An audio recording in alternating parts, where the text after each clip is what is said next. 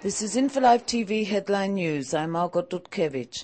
An Israel Air Force plane with teams of medical and forensic experts flew to Mumbai to aid in the identification of victims of the terror attacks that rocked the Indian financial city, leaving at least 195 dead and over 300 wounded.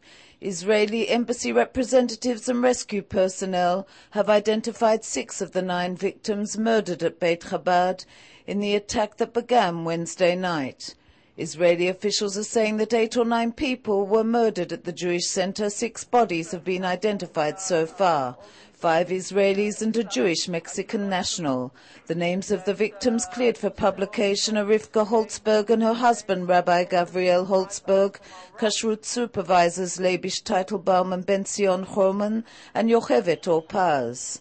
After the gun battles with terrorists in Beit Chabad was over, the local authorities permitted members of Israel Zaka's team and embassy personnel to enter the building. Indian officials estimate that 10 terrorists from outside India participated in the attack and commandeered a trawler which they used to reach shore. Some of the terrorists posed as tourists and booked into the luxury hotels days before the attack, giving them time to plan their strategy and become familiar with the layout of the hotels. The Indian government, together with foreign intelligence agencies, are investigating the attacks which they believe were conducted by Pakistani nationals linked to Al-Qaeda. Of 8 soldiers wounded in a Palestinian mortar shell attack at an IDF base at Nachal Oz near the Gaza Strip lost his leg Saturday as a result of wounds he sustained. Surgeons at Barzilai Hospital in Ashkelon were forced to amputate the leg of the 21-year-old soldier. Doctors were trying to save his other leg. 7 other troops, including 2 female soldiers, were lightly to moderately wounded in the mortar shell attack Friday night. The time for a large-scale military operation in the Gaza Strip is approaching, declared Deputy Defense Minister Matan Vilnai in response to the mortar attack Friday night on an IDF base that wounded 8 soldiers. The ceasefire is important to us and to the Palestinians since we are in control of the crossings and the other side is afraid of the IDF's might, he said, during a public appearance in Beersheva on Saturday.